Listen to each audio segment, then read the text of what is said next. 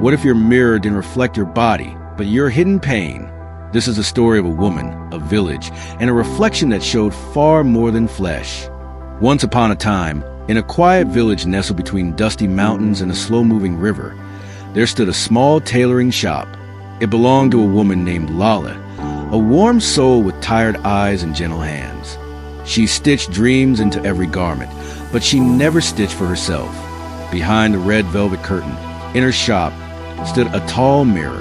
It had stood there for decades, its wooden frame chipped and paint fading. But one day, the mirror began to change.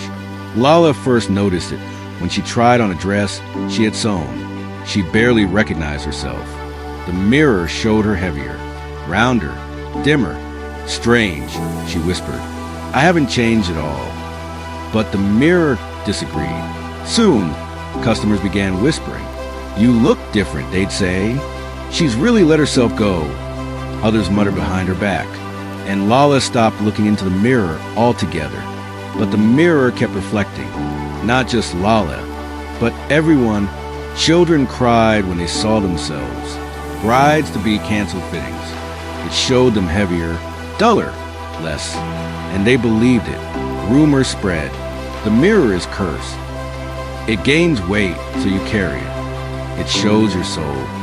But no one removed it. It was part of the shop, part of Laleh. One night, unable to sleep, Laleh lit a candle and stood before the mirror. Her reflection looked sad and tired. Why do you do this? She asked. The mirror didn't speak, but something shimmered in its glass. A face unfamiliar, yet oddly familiar. She reached out, and suddenly Laleh was inside.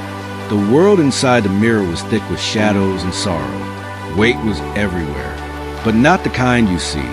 In the corner of the mirror world sat a girl, thin, pale, starving. Her eyes were hollow, and she looked at Laleh with envy. You don't know how lucky you are, she rasped.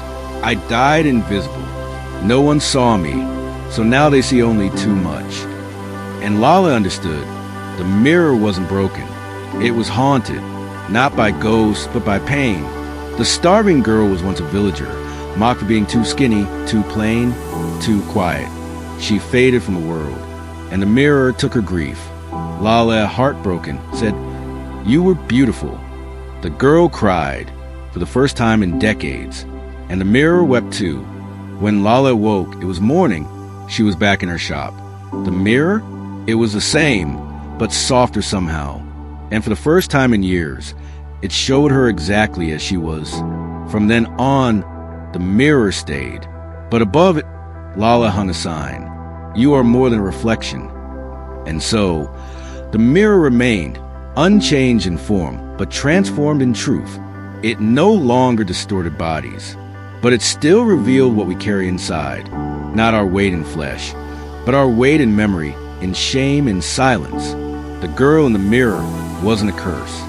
She was a reflection of a world that judged too harshly, that praised thinness but forgot to see the pain behind it.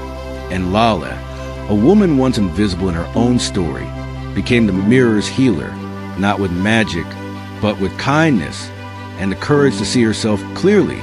Her tailoring shop became more than a place for dresses. It became a place where people came to unlearn shame, where mothers brought daughters and whispered, This is how you love your reflection. And maybe, just maybe, that's the only kind of magic that lasts. Because sometimes, what haunts us isn't what we see in the mirror. It's what we believe it says about our worth. But in Laleh's shop, the mirror spoke a new truth. That beauty is never a number. And that healing begins when we stop asking the mirror for permission to be loved. If this story touched something inside you, don't let it fade. Tap subscribe and let Maya whisper more truths into your heart every week. Hit the bell so you never miss a tale that was waiting just for you.